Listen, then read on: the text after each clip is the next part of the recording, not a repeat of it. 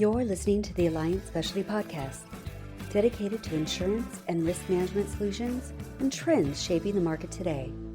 Hello, everyone, and thank you for joining us for another Alliant M&A podcast. My name is Chad Neale. I run the Alliant M&A Transaction Advisory Team, and I'll be your host today.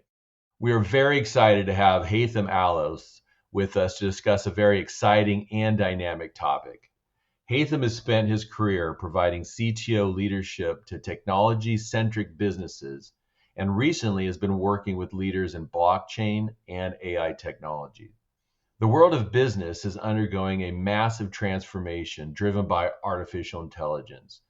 In fact, a recent study by McKinsey found that 80% of executives believe AI will have a significant impact on their industries.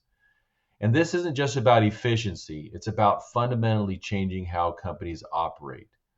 At Alliant M&A, during our due diligence engagements, we are seeing a surge in AI adoption at companies being acquired by our customers.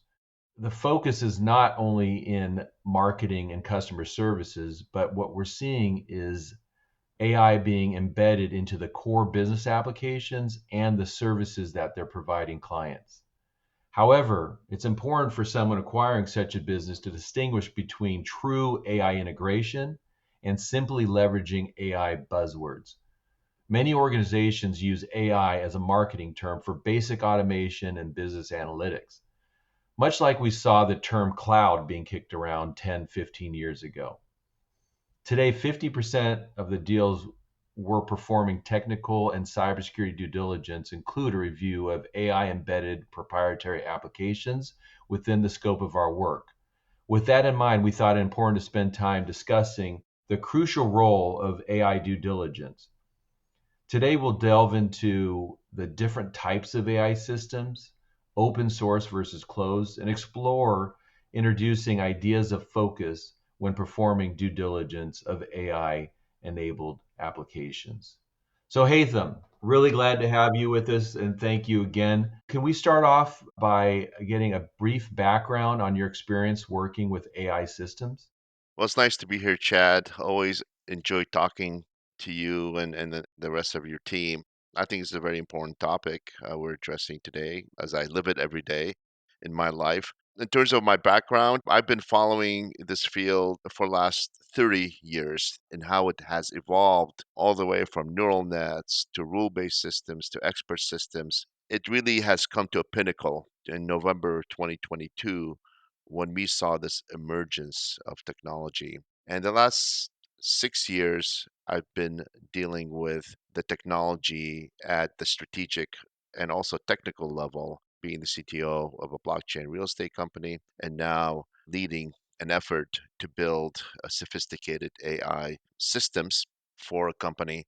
Definitely a new world we're in, and the techniques and tools that I would have used 6 years ago, they're different, very much different than what we have today. That's interesting. And I'm sure we can have a whole topic about how it's good for humanity or maybe the destruction of humanity. But for now, let's focus on, when you think about the types of systems out there beyond the marketing hype, how would you describe the different types of AI systems that organizations are building today? Yeah, that's a good question. What has happened with AI the last, let's say, 3 years has changed in terms of the segmentation of the field. If you think about what was being done, a lot of foundational work was being done up to ChatGPT 3.5 in November 2022. And what I mean by that is that there was a concentration on putting together a lot of the research and development to create ChatGPT and, of course, other open source models as well. But what happened is there was a kind of a break off. There was a fork in the road where the technology started to be applied to real business problems. Companies started adopting it. So, and this is just me personally, but the way I see the field right now is segmented into two parts. You have more of that foundational where people are working on making these large language models bigger, better, more efficient. And then you have people that are actually applying those technologies to real business problems. And those two segments are kind of becoming on their own versus being overlapping as they did before. So that's the way I see it. Yep, thank you. That's really interesting to learn of the evolution.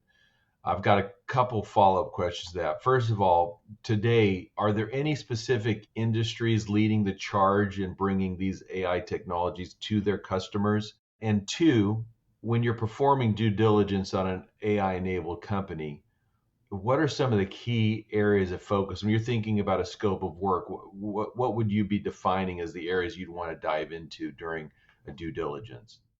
There's a lot of movement in terms of industry providing artificial intelligence services. The resources out there, there's definitely a shortage of resources out there given the demand of looking at, let's say, due diligence project. Now, in terms of when we look at a company and when we start to analyze the company for due diligence, traditionally we would look at the stack. We would look at whether they're using certain open source technologies. What are they claiming? What's their secret sauce? That was kind of more of the architecture, what kind of databases they were using, things like that. But now I think we have to look at it very differently. Artificial intelligence can actually be interjected at the different layers of the technology stack. As you start to analyze the different layers, for example, user interface level, right? That machine human interaction, we have to look at, is AI being used there? Are assistants being used there?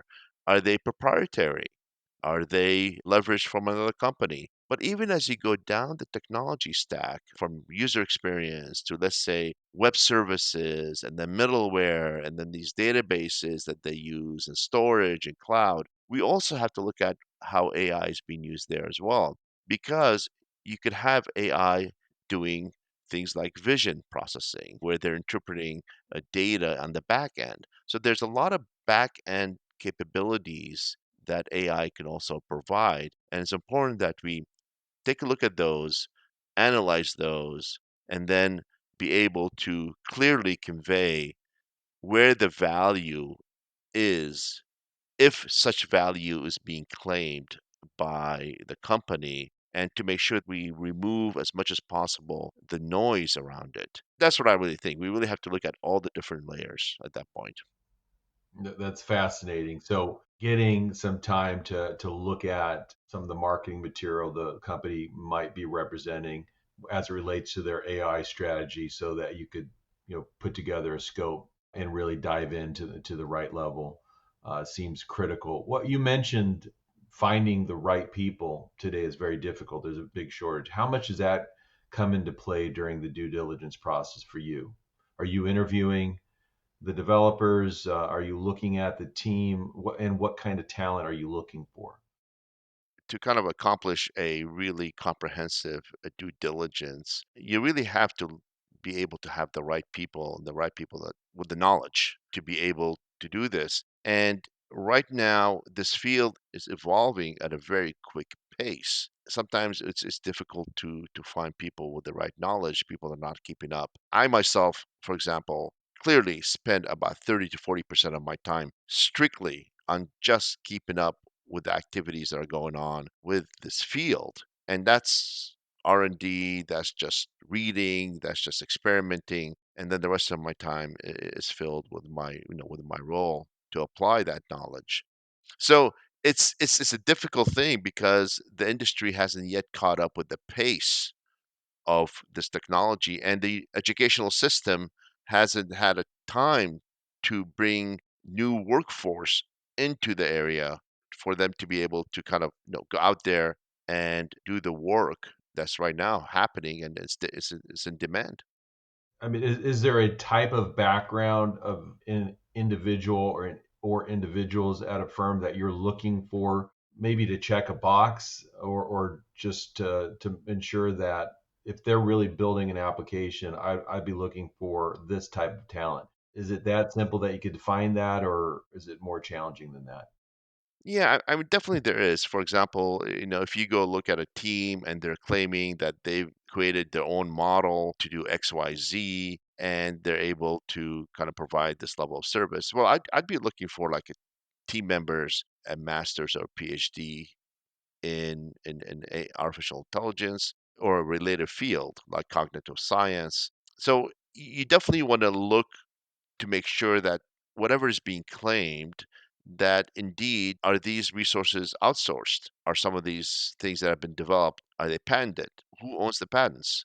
For example, the intellectual property. There's a lot of that going on, and you just want to make sure that you have the right backing of what is actually being, like you said, was being marketed, was being claimed. So that way, potentially, let's say private equity or whoever's intending to make this M&A, that they have the right information that okay, there's a staff out there in this company that has the right skills. Yes, indeed, looks like they've written a lot of the secret sauce. Or it could be the story where they outsource it to some contractors somewhere else and they actually have the secret sauce, not them.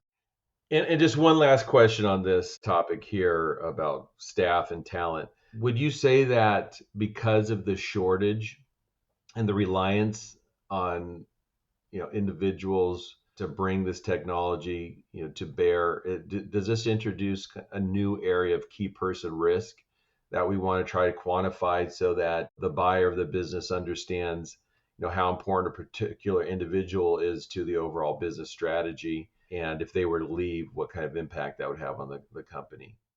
No, it's a good point, Chad. Absolutely, I agree with that assessment. Just like you would have key personnel, for example, that's why we have insurance for them, things like that. And that's what Alliant does, and which that's part of their business is assuring these key people. No, I really do think that that's a key area where we have to look at, okay, who are the individuals that are actually leading this value proposition that is being claimed, let's say in that particular area of the product. And are they at risk at these one or few individuals leaving just because there is not that much resources out there? It's an area that really has to be taken seriously because those individuals, if they leave, it could seriously hamper or have an effect on potential the price of the company. It could have an effect on the M&A acquisition if they were to split right in the middle of it, for example. So there's a huge risk that needs to be underwritten, needs to be assessed. Yeah, great feedback there. Okay, so you're doing your due diligence on an AI enabled application. How important is it in your process to really understand areas around data quality and security and how they've handled that in designing their AI systems? It's a very good point again, Chad. This is an area that is least understood in what I'm calling applied artificial intelligence. The reason for that is because we tend to think of information security in a very structured way.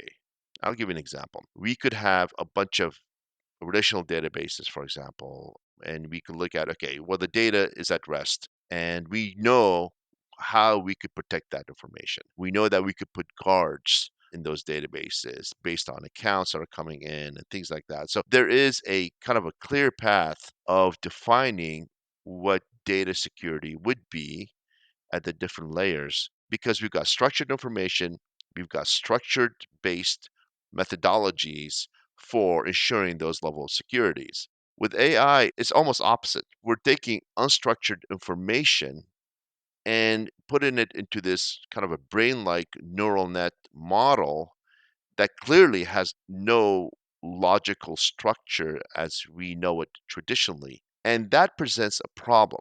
The reason it presents a problem for security is because it's not easy to secure information in this model because there could be a lot of leakage and it's not guaranteed.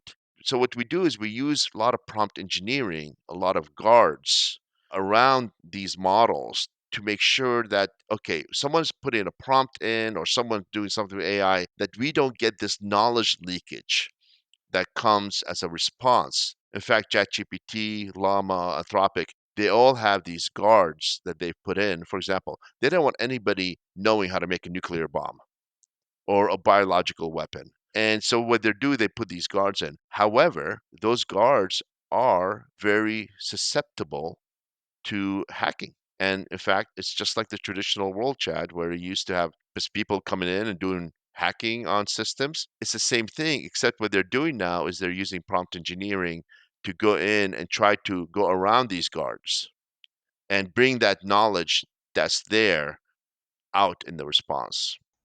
That's fascinating. That's fascinating. Sounds like some new challenges to think through and design when you're thinking about data quality and security. I want to spend a little time talking about growing concerns around AI bias. What types of steps can companies take to ensure that their AI systems that they're investing in are fair and explainable? Yeah, the kinds of things that need to be looked at when it comes to quote unquote the bias of a system and how that could be mitigated. I mean, we saw this with Google Gemini, for example, where it depicted people in the wrong racial color, famous people, for example. It all comes down to really the data that you have trained your system on. And any kind of data inherently is going to have some level of bias. Large language models like ChatGPT, they're all trained on internet data. And we know that internet data is inherently biased depending on what kind you have. So you're going to have something there. Now, what we try to do with these models when there's that inherent bias is that we try to correct those by putting these guards and filters and also personifying these models. And what I mean by personifying is we tell the models that they should act in a certain way or be in a certain way in such a way where they are as fair as possible to what we think to be fair. There's no clear definition of fair, but that's the challenge that's facing these large language models. It's hard for them to kind of put that fairness because the training data is so large and there's so many different possibilities of someone coming in with prompts that they could receive responses that are biased. So there's a lot of that going on. What would you say, based on your experience, are some of the biggest risks? What's like the two or three biggest risks that you see when it comes to AI development as, to an organization that's looking at acquiring a business that this is a critical part of their business strategy? I think, Chad, we kind of mentioned this earlier about information security. Information security, when that's leaked, for example, it could translate into incidences, lawsuits, huge risk.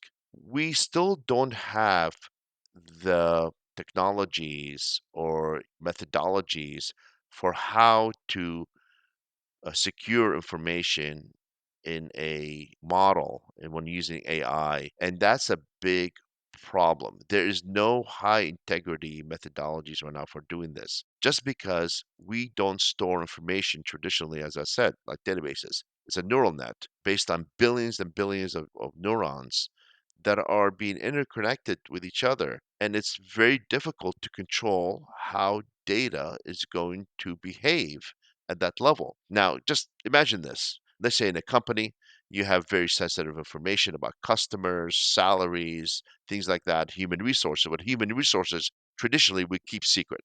Or it could be medical records, for example. And then you have on the other end, you have a, let's say, marketing department that may not have as much sensitive information. However, a lot of this data is going to be intermingled and is going to be correlated in this kind of a brain like model. And there's going to be kind of this overlap of how the model is going to respond to certain prompts. Even as much as we can do prompt engineering, we cannot say to a company, let's say I was doing a due diligence and there was AI technology, no matter what I do, I cannot say that with high confidence or high integrity that we are not going to have an information security breach if indeed they're utilizing data.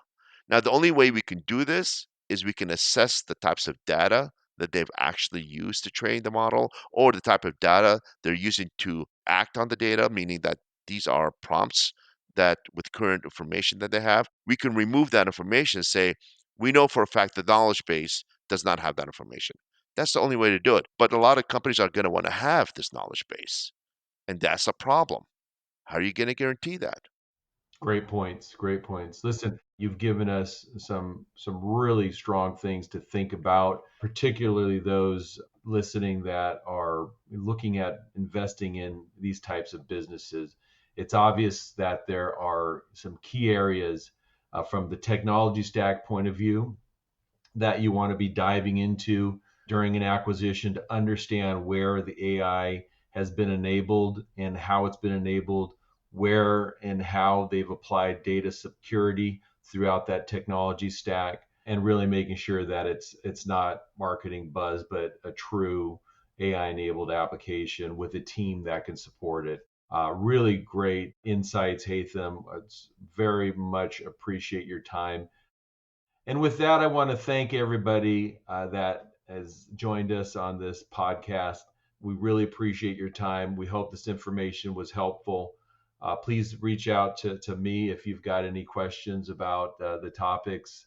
If you'd like to learn anything more about our overall strategy in the Alliant M&A group, including our cybersecurity and technology advisory practice, please go to alliant.com for more information.